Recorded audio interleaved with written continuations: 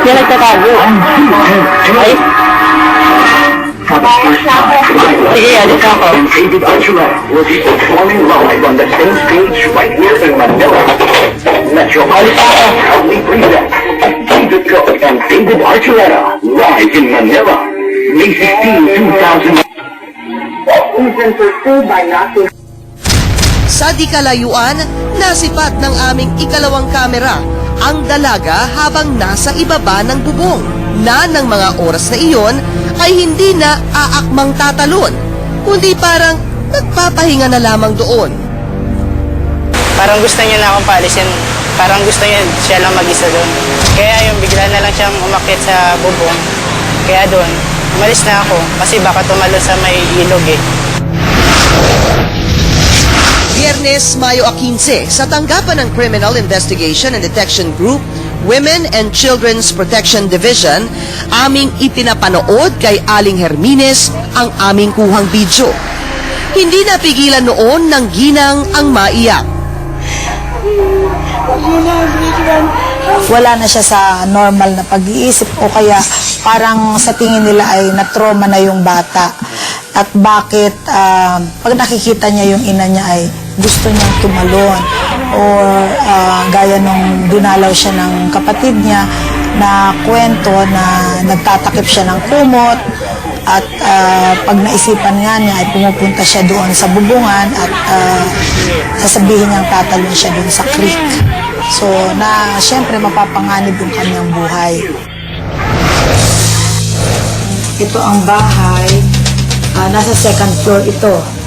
Isang rescue operation ang binalangkas ng mga operatiba ng CIDG WCPD para kunin si Annalisa. Matapos ang pagpaplano, tumulak na ang tropa patungo sa Cristobal Street sa San Juan kung saan nakatira sina Annalisa. Doon naabutan namin ang ama nito na si Edibert Fernandez na nasa ibaba ng kanilang bahay.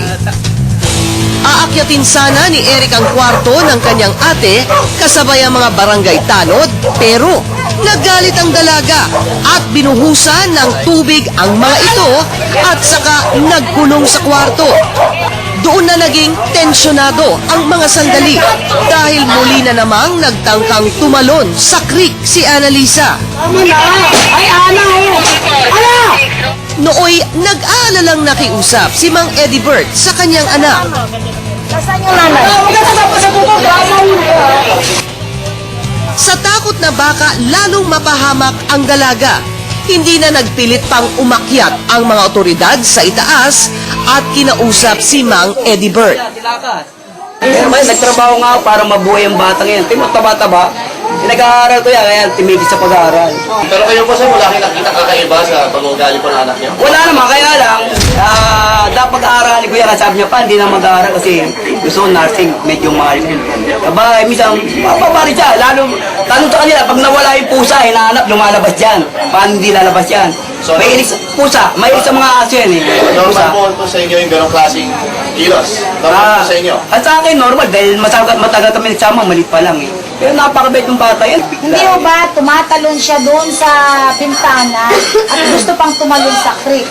Palagay ho ninyo, normal ho ba yung ganon? Kung gusto nyo patigin, hindi patiglan nyo. Wala kang magagawa eh. Opo, hindi ho. Wala problema yun. Kami po. Hinintay namin muling kumalma ang dalaga.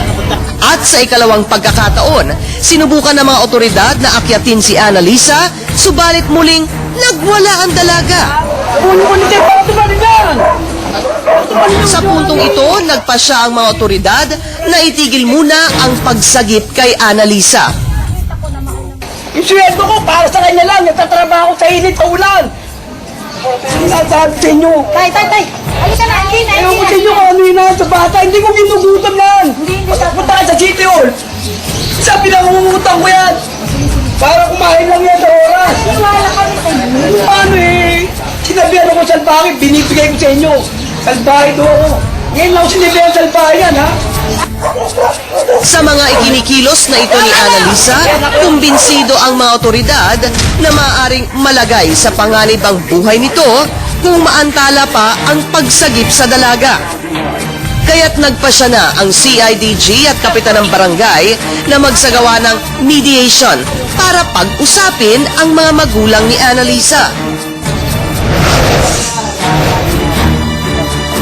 Sa naturang pag-uusap, napagkasunduan na isa sa ilalim sa counseling ang dalaga. At sakaling mapatunayan na kailangan pa nito ng mas masusing atensyong medikal, ay saka na lamang dadalhin sa pagamutan si Annalisa. Aayusin at lilinisin rin daw ang bahay upang maging ligtas ito para kay Annalisa. Para sa akin, maligaya na ako sa ganun.